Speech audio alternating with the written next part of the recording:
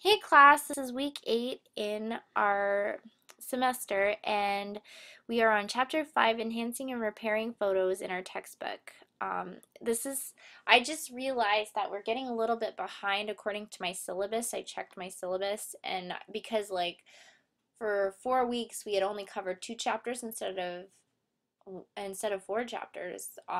We're a little bit behind, so I want to try to see if we can at least get chapter 5 done before the end of the break. And since you have 2 weeks for chapter 5, I think that's definitely doable. It looks like this lesson's only going to be a regular size lesson anyway. It's got 1, 2, 3, 4, 5, 6, 7 images, but each image is just a quick adjustment. It's like 5 minutes, I would assume. Maybe more, we'll see.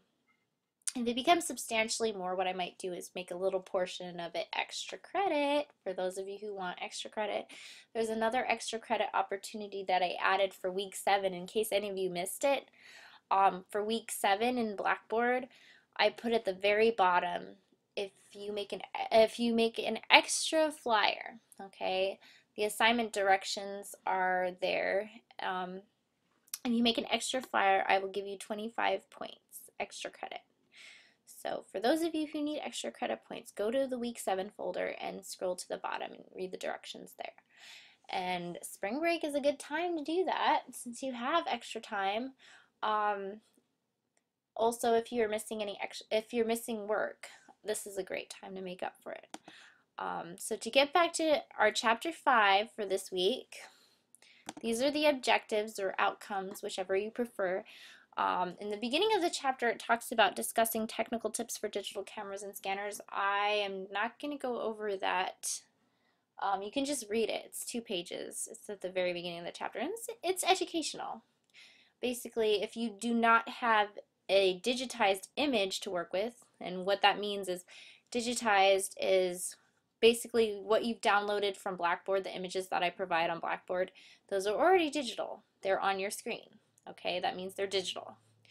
But if you have a photograph that's old and you want to digitize it so you can work with it in Photoshop, it's like something from your photo album or scrapbook. You can scan it or you can take a picture of it. I've done that a lot, taking a picture of a picture. Sometimes it's just easier than working with my scanner.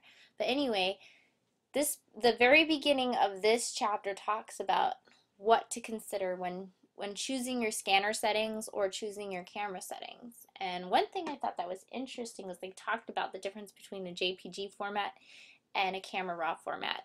And before I was having a hard time being able to describe the difference or even understanding it myself. But one thing that they made clear was a JPG only has 26 colors. So because when your camera looks at the subject that you're taking a picture of, there's a lot of colors in there. There's a lot more depth to it, but it will translate it into only 26 different colors in order to save on size. Okay, so if you've got your camera set to take JPGs, that means it's going to optimize what it sees and basically downgrade the quality slightly.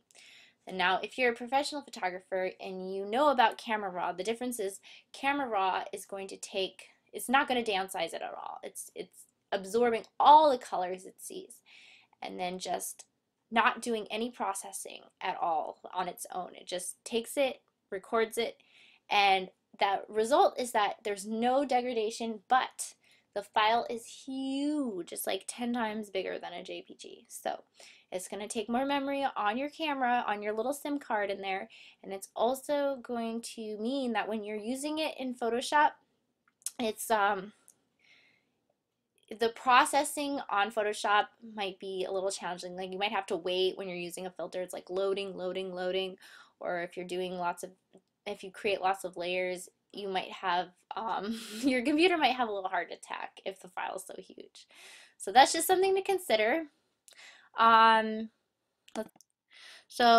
just to quickly cover the other objectives, okay, we're going to repair documents, make curve corrections, employ content-aware technology. That is the magic in Photoshop, especially from CS5 and CS6. There's a lot of magical tools that they added to make things go faster. Fix red eye, that's a new tool, vignette, etc. Okay?